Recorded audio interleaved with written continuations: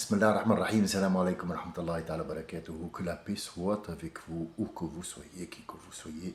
Soyez la bienvenue sur cette chaîne qui est dédiée à l'échange des informations, tout simplement et tout bêtement. Alors, bêtement, non, c'est une façon de parler. Nous ne sommes pas bêtes, nous avons ce qu'on appelle une richesse dans notre savoir qui est incomparable.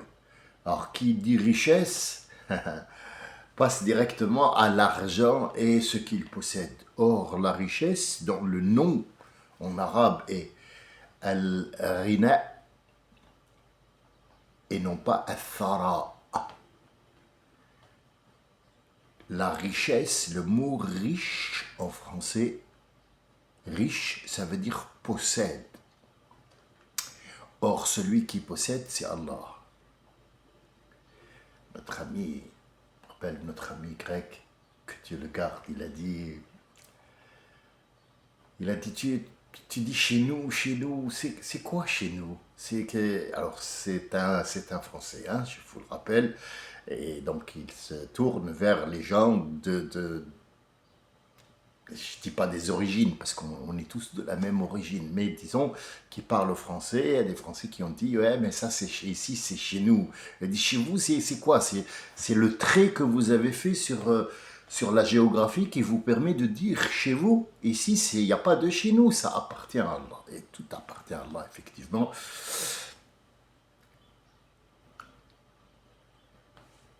Athara, fa'ara. Thara, ça veut dire avoir beaucoup de monnaie d'échange. Quand je dis monnaie, ça peut être des choses à échanger. Donc, tu es parmi les gens qui possèdent des choses qui sont à eux.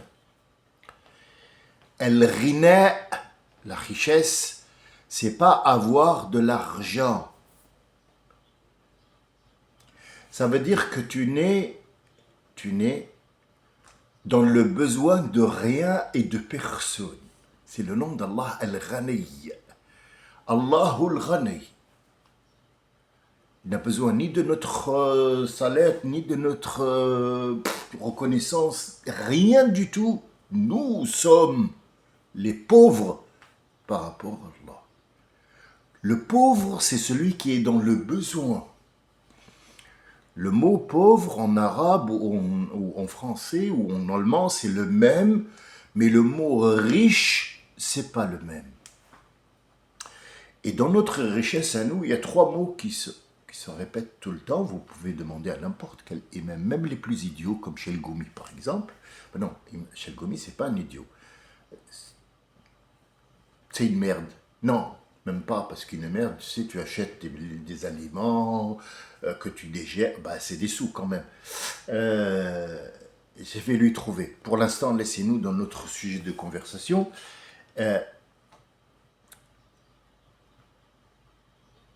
Tu vois, Chalgoumi, il nous a chalgoumisé. Hein? Voilà. Chalgoumi, en fait, c'est celui qui a des moustaches.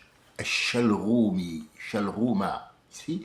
Et c'est même pas un nom, c'est même pas un mot arabe, c'est un mot qui a été créé. Et c'est là que je voulais en venir, pour revenir à Sem, le langage. Mais avant tout, avant que je commence, il faudrait que je vous dise les trois mots dont tout le monde connaît.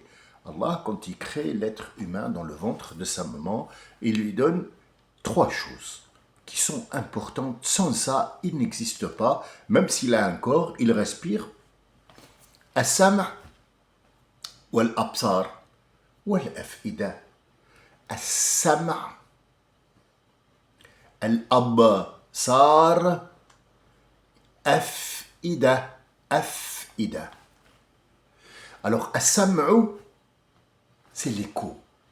Si moi je ne vous parle pas, je n'émets pas de son,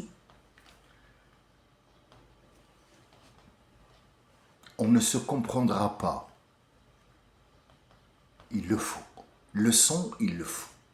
C'est à travers ce son qu'on existe, qu'on a existé et avec lequel on communique. c'est cette vibration, ce son, ces sortes de sons qui sortent, qui sortent des cordes vocales qui font en fait des phrases, des mots, des syllabes qu'on utilise pour se mettre d'accord avec la personne qui est devant. Est-ce qu'on parle avec un animal? Non, parce que l'animal ne comprend pas ce que tu lui dis. Il émet un son, lui, oui, mais il émet un son par rapport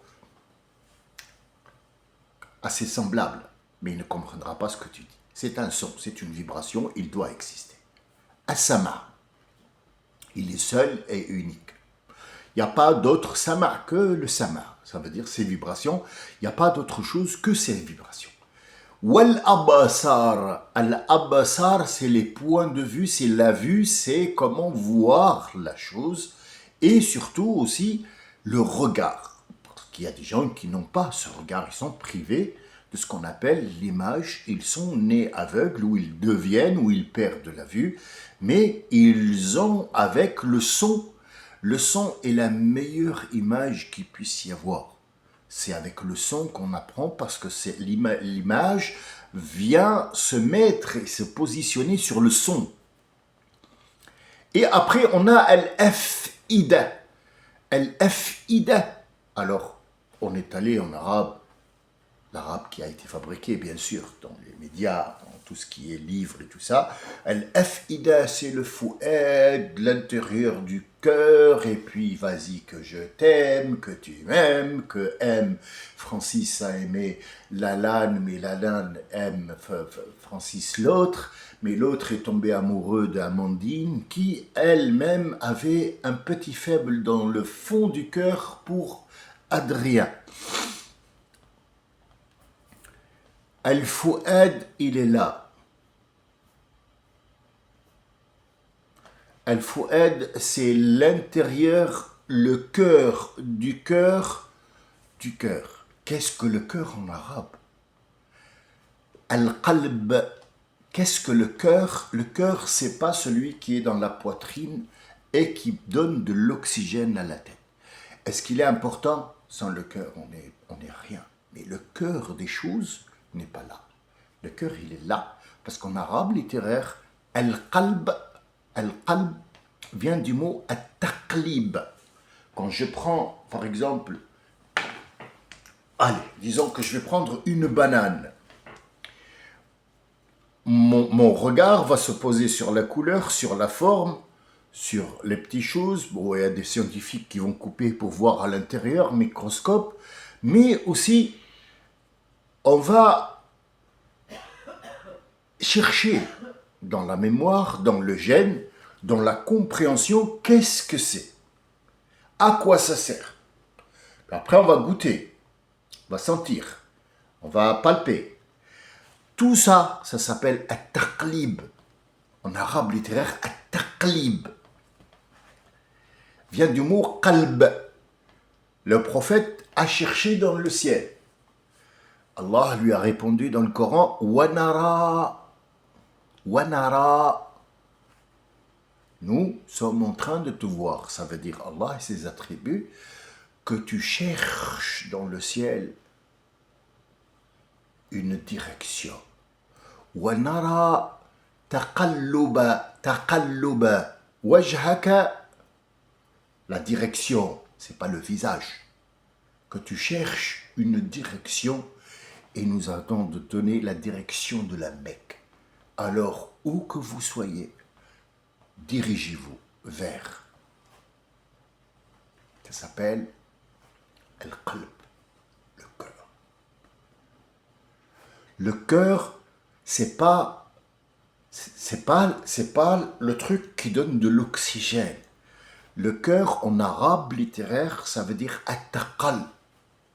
Réfléchir, voir les choses avec ce qu'on appelle, nous, la conscience.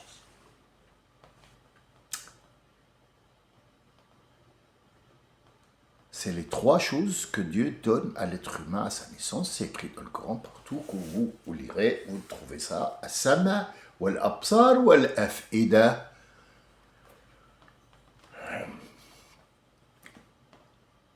Ici, nous sommes après un déluge dans la boue. La terre est mouillée, elle tremble, elle n'est pas stable. La stabilité fait partie de l'être humain, de ce Nouh et de ceux qui étaient avant, qui n'étaient pas énormes.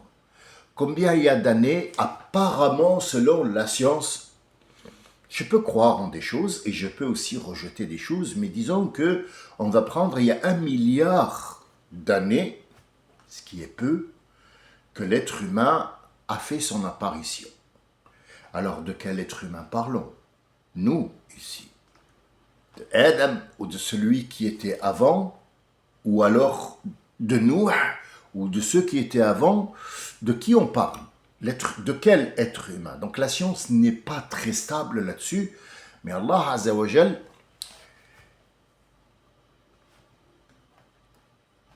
le Coran est une chirurgie. Chirurgie.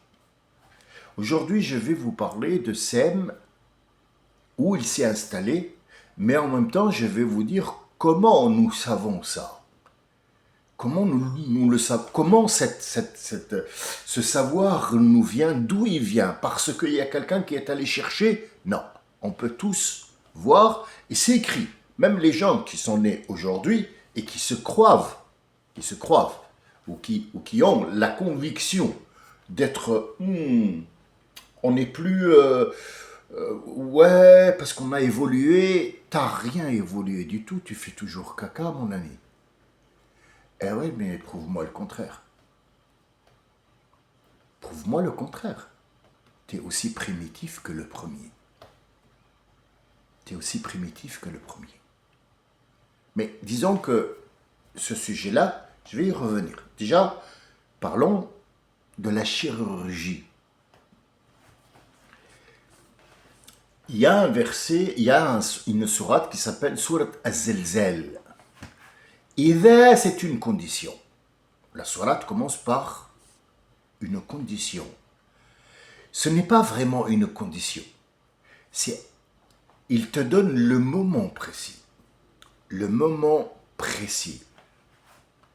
Est-ce que c'est précis à la seconde? La seconde n'existe pas. Le temps n'existe pas dans le Coran. Mais il te donne des signes au moment où, comme il a été pour Noé, il lui a dit au moment où tu verras la source, il y a le geyser, monte, ne perds pas de temps, monte, toi il est 80, monte parce que l'eau va aller à une vitesse, tu n'as même pas idée, c'est le signe, voilà la précision. Et vers, si tu vois le jour où tu verras, Zulzilatul ard zilzal. La terre a sorti, écoute bien, tu vas voir la chirurgie plastique là, tu vas pas en revenir. Idha zulzilatul ardu zilzalaha. Si la terre commence les tremblements de terre, la terre sort ses tremblements.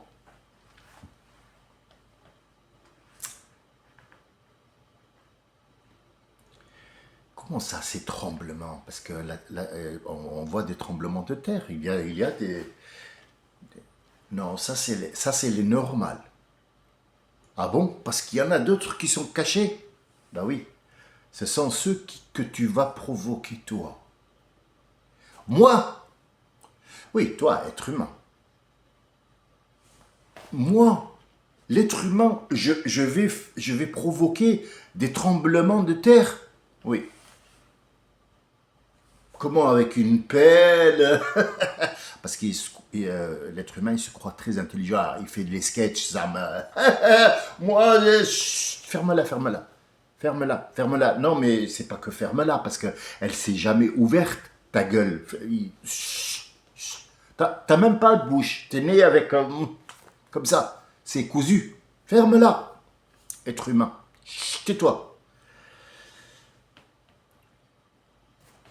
Le tremblement de la Terre est dû aux plaques tectoniques et surtout au noyau qui est jusqu'à aujourd'hui en ébullition pour garder cette chaleur extérieure, intérieure, pour qu'il n'y ait pas de condensation.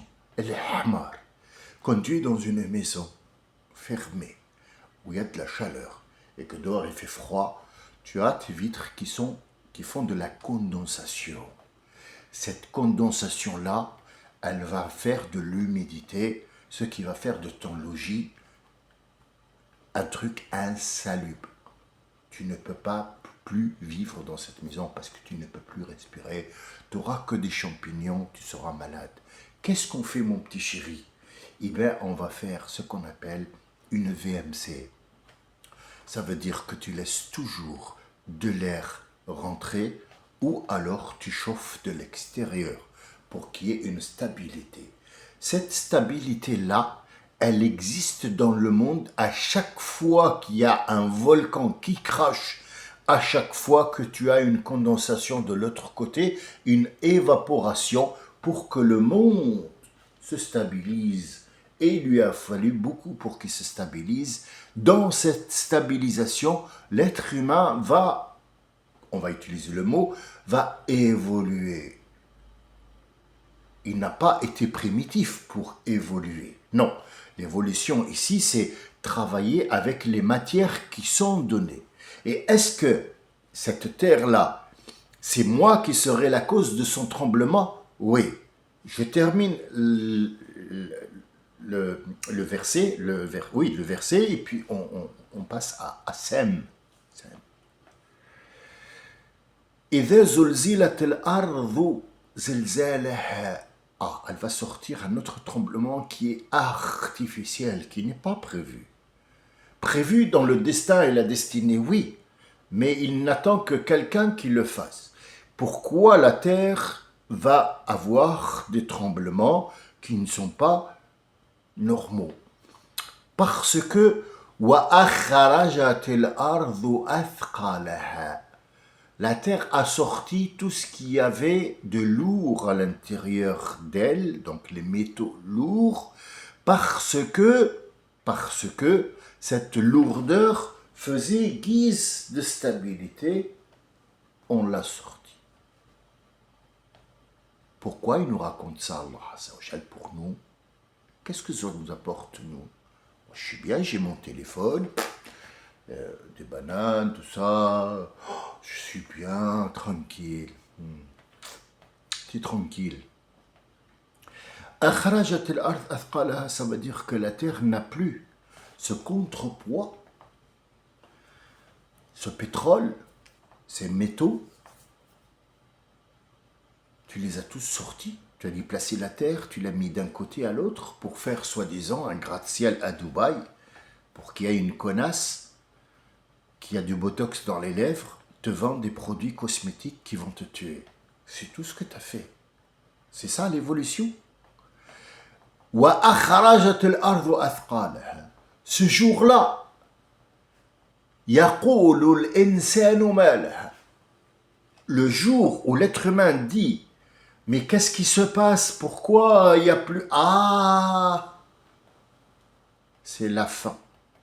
Voilà les signes. Alors, est-ce que moi, maintenant, j'ai expliqué? Pas du tout. J'ai fait que toucher, même pas toucher. De loin, j'ai montré du doigt Surat Idha zulzilat al-ardu zilzalaha. Revenons à Sem. Sem a choisi de rester sur place. Que parlait-nous? Quel était le langage de ces gens-là?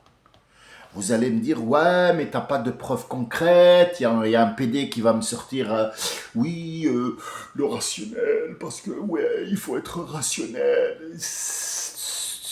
Non, non, non, non, non, non, non, garde le doigt dans le cul, reste là-bas, bouge pas, bouge pas. Quand vous coupez un arbre,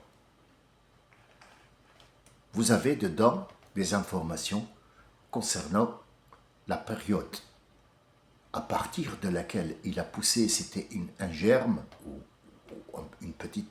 deux petites feuilles qui sortent de la terre jusqu'à arriver à devenir un arbre géant. Et vient l'homme le couper, il le tourne et il voit dans le tronc quelle était la période où il a plu beaucoup, quelle était la période où il y avait des sécheresses, quelle était la période où il y avait des tremblements de terre, ou pas, du beau temps, ou pas, de l'eau, ou pas, des gens, ou pas, à vue d'œil seulement, pour les experts bien sûr. C'est rond, c'est pas pour faire joli. Ça c'est un arbre. Mais dans la pierre, si tu trouves par exemple un diamant, sache il s'est passé 50 milliards d'années, par exemple. C'est des chiffres que j'invente là tout de suite. 50 milliards d'années. Ah bon? Oui. Parce que pour la Terre, pour qu'elle soit de cette qualité-là, comme étant par exemple du cristal, ou du diamant, ou un émeraude, ou toutes ces pierres précieuses, nous donnent, selon la science, un temps précis dans lequel elle a passé dans le feu, dans le noyau du feu, pour que la Terre le rejette en haut. D'accord. Bien. Combien de temps faut-il pour qu'il y ait un endroit où il se passe telle et telle chose? Nous allons voir la montagne, creuser dans la montagne pour voir cette montagne-là, qu'est-ce qu'elle a comme minéraux. Si on trouve par exemple énormément de trucs, on sait qu'elle était sous l'eau. Ou alors, s'il n'y a rien, on sait que c'est une lave qui a jailli. Donc en fait, on connaît la Terre selon sa provenance. Est-ce qu'elle l'a été, ou est-ce qu'elle est devenue, ou est-ce qu'elle vient de surgir, malgré que c'est la Terre qui se retourne. Donc un volcan qui crache, c'est un volcan qui sort, la Terre qui a été brassée en bas, chauffée et rejetée pour une raison ou une autre que Dieu seul connaît. Tout ça, c'est de la science, oui. C'est difficile à comprendre, non. Non. Alors on dit que l'être humain est primitif. Comment ça, primitif? Ah ouais, mais c'était des gens, ils avaient les cheveux comme ça, et la barbe, ils avaient les dents noires, et ils avaient des peaux, ils faisaient... Posez une question, mon petit chéri. Dis-moi, quels sont les gens les plus poilus sur la Terre? Attention, c'est de la science là, hein. Moi, je t'invente rien du tout. Dis-moi, quels sont les gens les plus poilus sur la Terre aujourd'hui? Et pourquoi? Alors, il y a des gens, ils vont dire, ah, les Portugais, les autres, ils vont dire, ah, les Espagnols, les femmes espagnoles. Chut, chut, tais-toi, tais-toi, tais-toi, tais-toi, tais-toi. Chut, chut, chut. Non, non, non. Je parle scientifiquement. Arrête de raconter des conneries, soit disant les Espagnols, les femmes, pourquoi les femmes, ils sont poilus? Pourquoi? Parce que t'es con. Voilà, ça c'est l'homme de maintenant. Qu'est-ce qui fait de lui qu'il soit évolué quand on entend des conneries comme ça? Qu'est-ce qui fait que, quand on entend quelqu'un comme le connard, là, Zitoun, ou je ne sais pas comment il s'appelle, Zitoun, Zemmour, ou Zelamor, qui parle à la télé, qui rentre chez les gens à partir de cette boîte et qui transmet cette haine profonde de l'islam, qu'est-ce qu'il y a d'évolué chez lui quand tu le regardes même de vue? Qu'est-ce qu'il y a d'évolué chez lui? Moi, je te dis que les gens qui sont près d'un volcan, sur les équateurs, sur les îles, ils sont plus poilus que les autres. C'est scientifiquement prouvé. Parce qu'il y a de l'humidité, parce qu'il y a de la chaleur, et parce que cette chaleur est stable, c'est ce qui a fait que ces gens-là avaient des poils plus que toi. Et encore, aujourd'hui, on a des gens qui sont en Turquie, les Turcs sont toujours beaucoup poilus. Est-ce que parce qu'il habite dans un volcan? Non, parce que son origine arrive dans ces gènes-là qu'il a gardés. Donc quand tu me dis que l'homme préhistorique était plein de poils, parce que c'était un singe, putain, si tu étais comestible, je te mangerais même pas. Ouais. Par contre, je te donnerais volontiers après t'avoir cuit à ma belle-mère. Bah oui, il faut qu'elle mange. Puis après, je la jette. Mais c'est avant il faut qu'elle mange d'abord. Quelque chose qui est toxique. Ne me regarde pas comme ça, vous avez le même problème alors.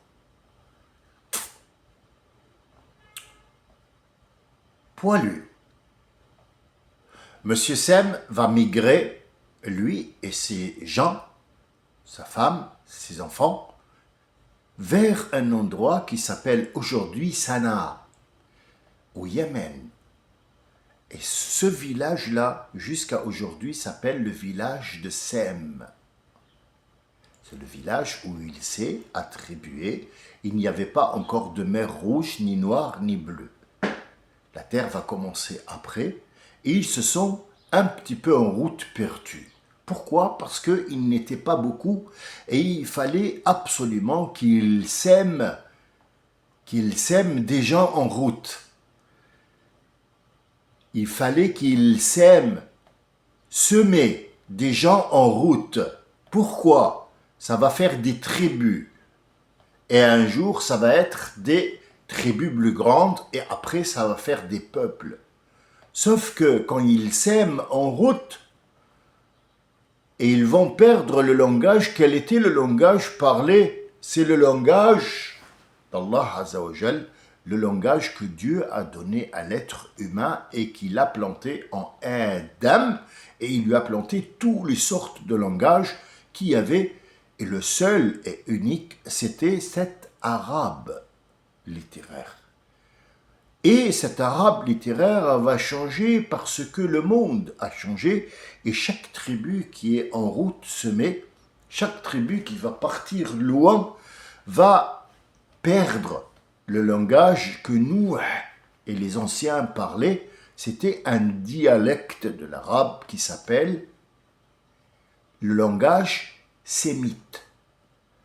Tout vient de Sem.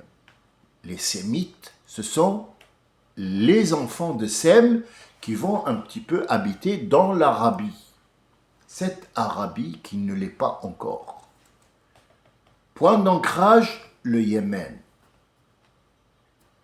Il va avoir des enfants, beaucoup, y compris Canaan, qui va remigrer en haut pour aller à l'endroit où son grand-père est venu parce que il a dans la tête que ses origines viennent de là-bas. Étaient-ils primitifs, ces gens-là? Quand on parle de nous, est-ce qu'on peut l'imaginer avec un gros bâton dans la main et faisant Pourquoi cette idée? Pourquoi planter cette idée dans la tête des gens aujourd'hui, maintenant, dans la télé, dans la tête des enfants, quand ils regardent un truc télévisé? C'est pour pouvoir vendre. Cette vente, cet argent qui pourrit la relation des gens, est une catastrophe. C'est cette catastrophe qui va nous mener à notre perte. Je vous donne un exemple. Il est très facile pour moi d'arrêter tout travail comme ils l'ont fait les autres avant moi.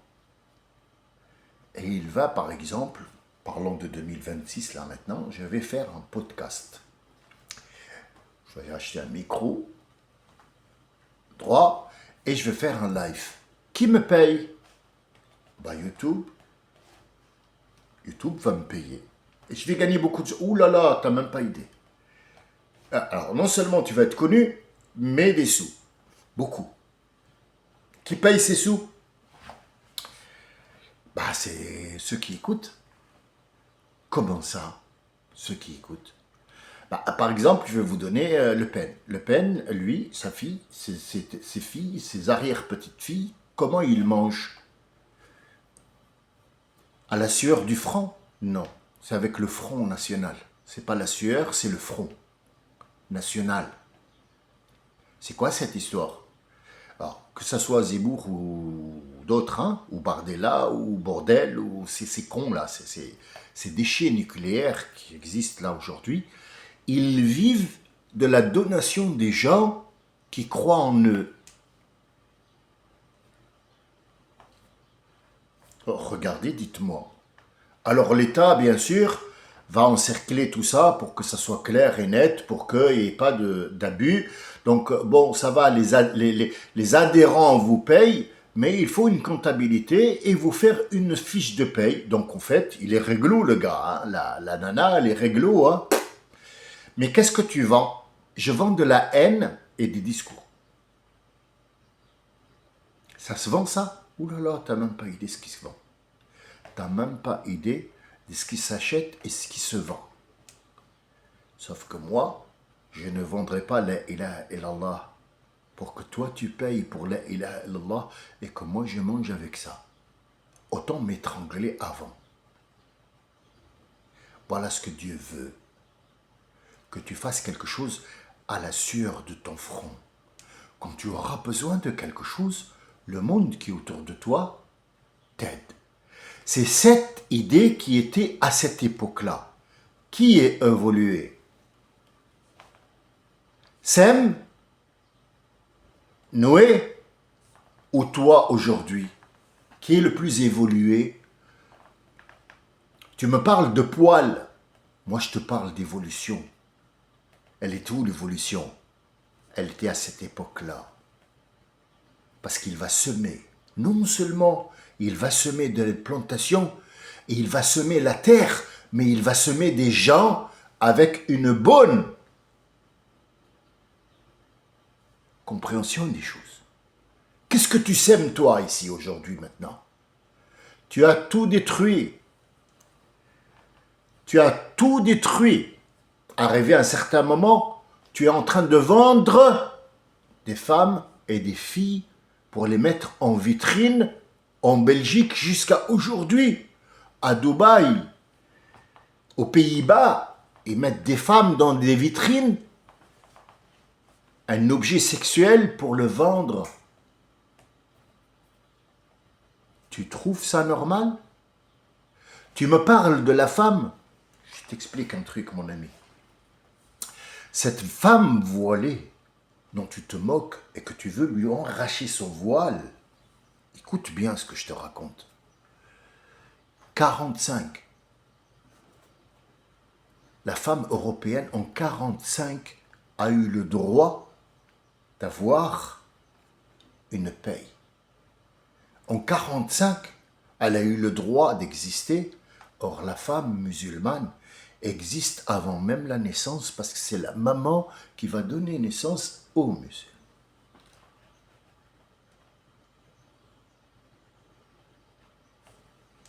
Quand est-ce que la femme a eu le droit de vote chez vous?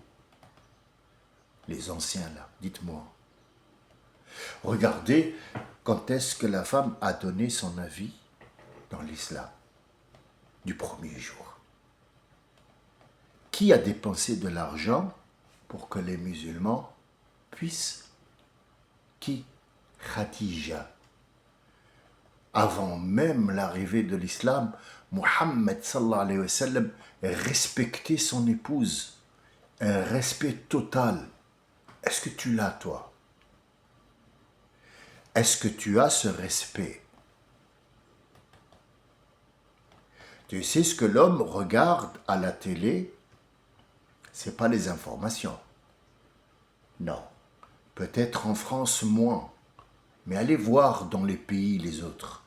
C'est une connasse qui est bien décorée, bien décolletée. Le gars, il n'entend plus les infos. Hein. Ben non, il est ailleurs, excuse-moi. Excusez-moi. Est-ce que tu as déjà entendu quelqu'un dans la vie normale parler et dire, prendre le temps que l'animateur télé fait, le ton? Par exemple en arabe, وقد تنقل الرئيس إلى السيد الكذا. Est-ce que tu as vu quelqu'un qui parle comme ça dans la rue?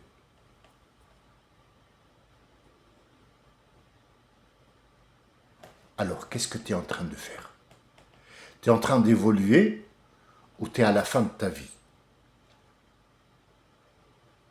إذا زلزلت الأرض زلزالها وأخرجت الأرض أثقالها. Je vous invite à la lire, à la comprendre, même en français. Essayez avec la traduction pourrie et on y reviendra, Inch'Allah. Salam alaikum wa rahmatullahi wa barakatuh.